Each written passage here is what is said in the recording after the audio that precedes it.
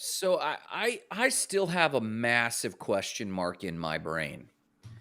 Let's take NFT now as an example. Not an endorsement, not financial advice. I'm intrigued at what they're doing a website, a publication about NFTs, the whole industry, with a mint, and that's great. As a business model, I don't flip and get it. We are like, I don't get it. Once you mint once, let's even say you minted for 1 ETH. And let's say you have 1,000 true fans. Great. What are you sitting on? You're sitting on 160,000 US, right? At $1,600 at 1,000 each, maybe 1.6 million. I'm doing my math wrong. Let's just even say it's 1.6 million. I don't even care. What about next month when I fucking got to pay everybody? So let's just play this out. I have my NFT project and I launch it and I have my 1,000 true fans and they all pay 1 ETH and I get that 1.6 million. Sure. Well, if I'm savvy with it, that can last a decade, right?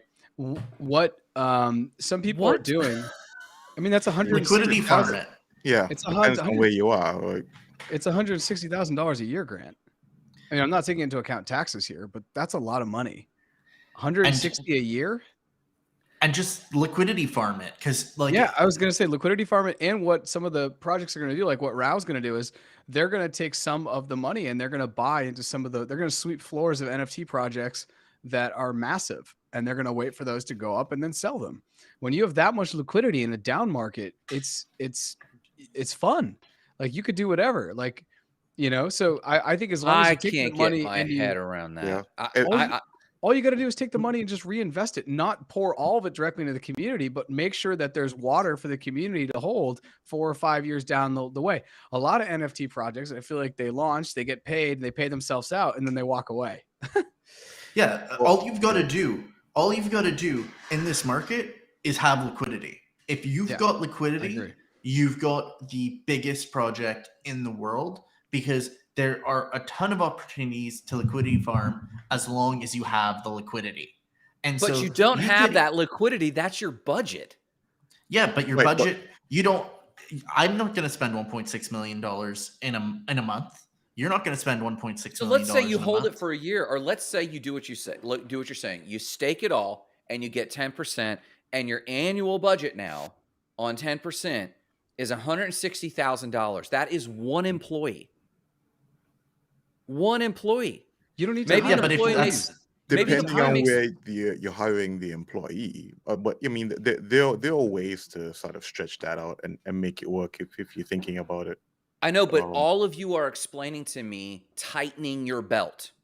Well, but you've all said that. You've got to tighten your belt and make it stretch a decade. You got to tighten your belt and use it on speculative projects, which I'm totally cool. Tightening your belt necessarily, because all you're doing is making sure that you're farming it in a way like you can make way more than 10% in a year.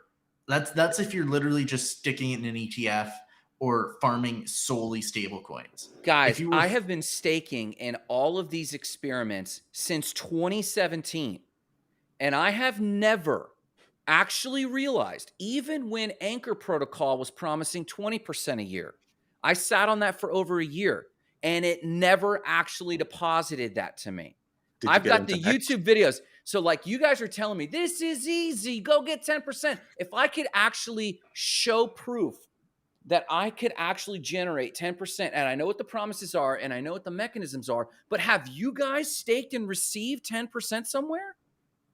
Like actually liquidated at 10%. I'm trying to remember how much I got from Hex, but maybe it was nothing. You have got nothing from Hex. No, I definitely got some stuff from Hex. You 100%. Haven't seen his Lambos. They're toy Lambos, but they're Lambos. I'm not being a hater, but like, so for example, Dyson. Have you used Dyson? It's the new DeFi product launched by Sphere. So it's new, and it's not proven. I'm earning yield right now, real yield on it right now.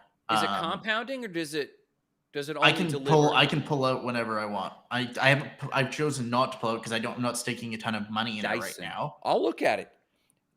You can get anywhere from 12% to 15% a year on to 150%, depending on which depending on which ones you're running on. There's more high risk pairs, more low risk pairs, but you can get. I'm getting 12% right now, staking pretty low risk asset.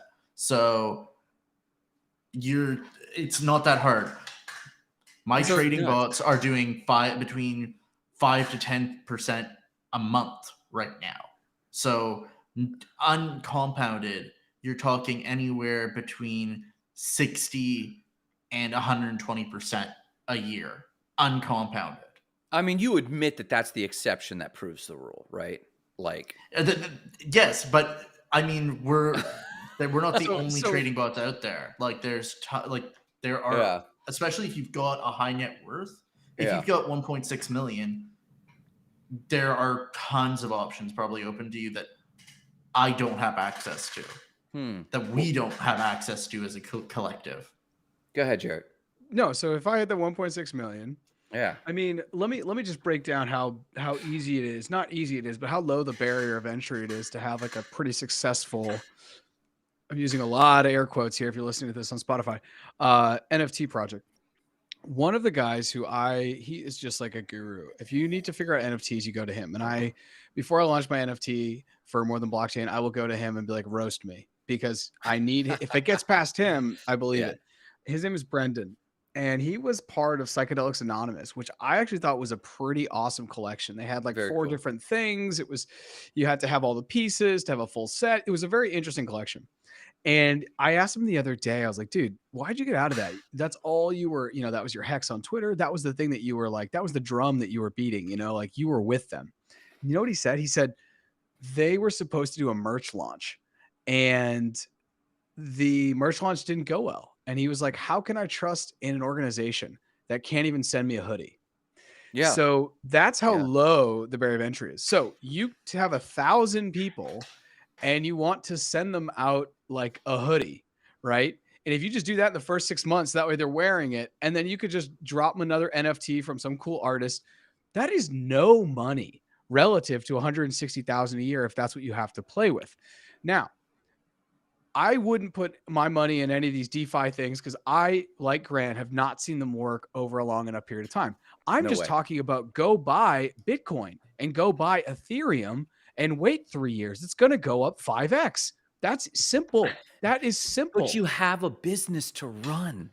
Well, Grant, you're thinking with a Web 2 mind in a Web 3 world. This is just me and my 1,000 greatest fans, and all they want is me to continue to bring them value. And they're following me for some reason. So maybe they get in behind the scenes and I get to do certain Zooms with them or whatever, or we have like meet and greets at like conferences and stuff. It's not like a business in the formal sense because you already have all the liquidity. You just need to make that last. Well, here's another way of thinking about it. So rather than thinking about it just as a budget, you can also think about it as an investment, as an injection of capital to do something that you didn't otherwise do. Right, so into your idea. It's a seed amount. Yeah, so here's an example, and this isn't an NFT example, but it would have been a really great NFT example. Do you know the group there on YouTube? It's called Dude Perfect. Yes. Oh, yeah. Like everybody knows. So they recently got had a round of investments, and they got a bunch of money, and they're now going to build a theme pack. So those YouTube guys are building a theme pack. Okay. Imagine. I should have focused more on Frisbee. Exactly. Imagine if instead of going out to traditional investors, they had just went to their community and say, hey, we're going to do an NFT project. So 1 ETH to get in. They get the same amount of money.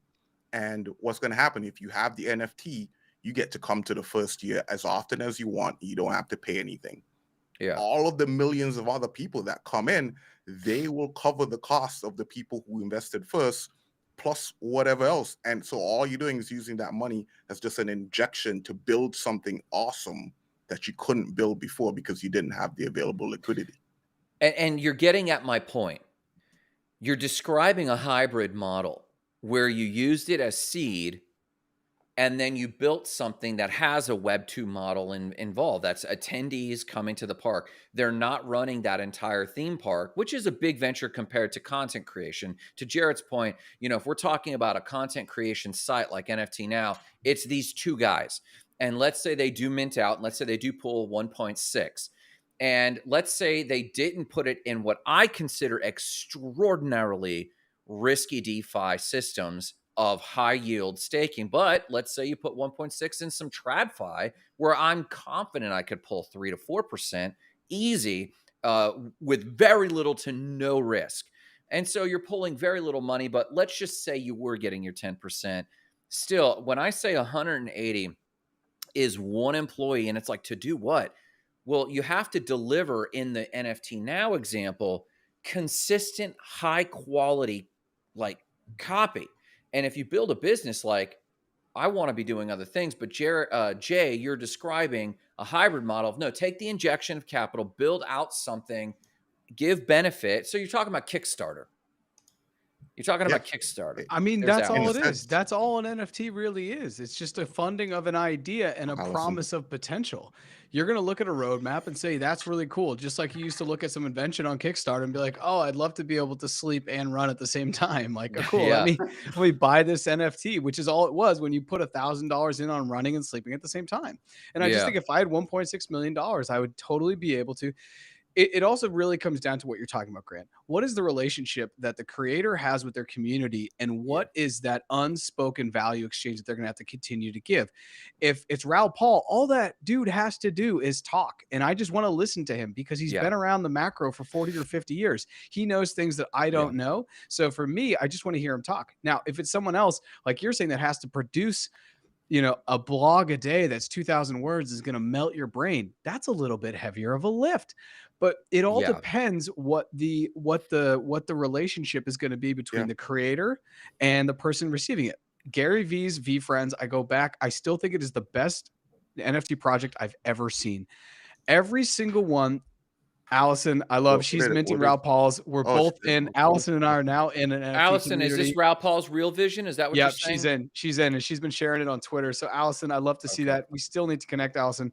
But like when you look at Gary V's, if you dive into VeeFriends, and I've done an episode on this on More Than Blockchain, where I really go into why I think it's the best NFT project. Depending upon the NFT that you got, it gives you different access. One is like have dinner with Gary Vee. One is have a 15-minute FaceTime. One is have like a 2-hour Zoom. One is get an autographed card from Gary Vee. Like there's different levels of access that you get, which makes sense. So I just think it really, it's all that matters. And I think what Jay is talking about is definitely a great way to do it. You take the 1.6, you appease the community, send them some sweatshirts, give them something else, send them all a ledger, right? That's like, if you buy them in bulk, it won't be that much. You're still way under budget. People love merch. Then build something on the side and get your cash flow.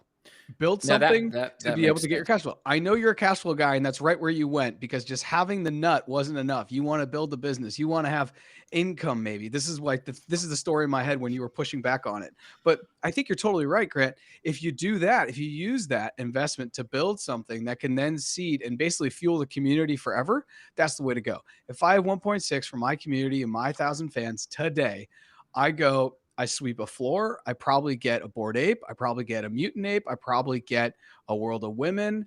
I probably get a Doodle. I probably buy $100,000 of Bitcoin. I buy $100,000 of Ethereum, and then I just sit. And then I say, hey, community, when we go and these go, and then you guys get to decide and tell me when I get to sell the Doodle. When the Doodle, it's at 5, 6, 7 Ethereum, whatever it is right now. When that Doodle hits 50, we sell it. I'm going to give it all back to you guys, Okay, that's a DeFi project right there. That is literally a DeFi project. That is a DeFi project, but that's a security. Yeah, that's a security. Exactly, because staking has never worked. And after Wonderland, I'm not going to put my money back in for a long time. And you know who I blame Wonderland on? I watched YouTube, and I saw this dude who had way too much emotion about it. And then I put my money in. And I still blame Grant, but I learned a lesson that Grant can never repay me for. So no. Well, and it wasn't just Wonderland. So like I went all in on all of these markets, and what you just described, Jarrett, is my problem with not my problem, my challenge. Having run a company, we have this factor in business, and it's 2x or 4x.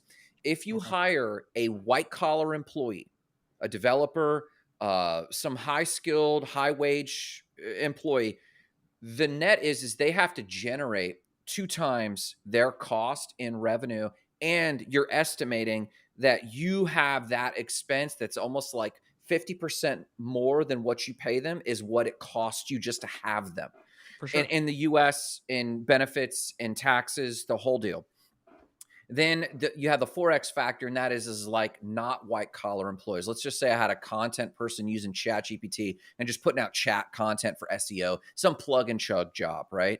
Like they need to be producing 4 times their value because it costs me about 2 times, two times. So like 100% more than what I pay them to keep them around. And so when you talk about that alone, and then you're like, well, I need to get my back scratched a little bit here. So even if I just had one employee, got my budget to go to NFT Paris, to network, to build community. Let's just talk about building community. That 180K is gone. And so like, wait, what is this money doing? But both of you did describe, well, I would do this with it. And it's like, oh, okay, so you're not just staking it. You're actually trying to compound it on spec ventures. We lost, oh, there he is. You're putting it on spec ventures, which is also not prudent or wise, because if the IRS did audit you, you'd be like, wait, you took this NFT, you took their money. What was the promise of the NFT again? And they get very particular. Why did that money go to this investment? It's like, ugh.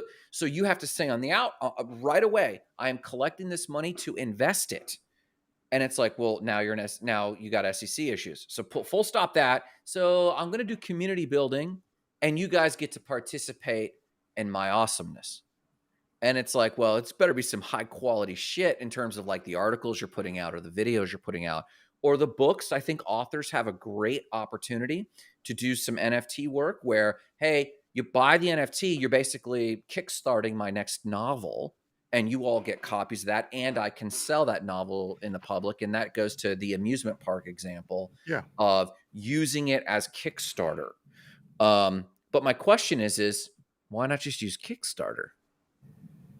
Easier to fund via crypto. Easier to fund, faster, and they can resell that position on the open market. You need to get Kickstarter's approval to be on Kickstarter. That's true. It's centralized. No one's approval to start an NFT project. That's true. Yeah, it's and permissionless. It's permissionless, and you have to hit a certain amount, or you don't get to take any of it. So that's a good point. Like that's a good Bored point. Apes minted at 0.08 ETH in summer of 2021. Right. I don't think it like minted out in the first 3 days, and on Kickstarter, they would just return the money, So like, you're right. It also gives projects a little breathing room, like a fine wine. I want to go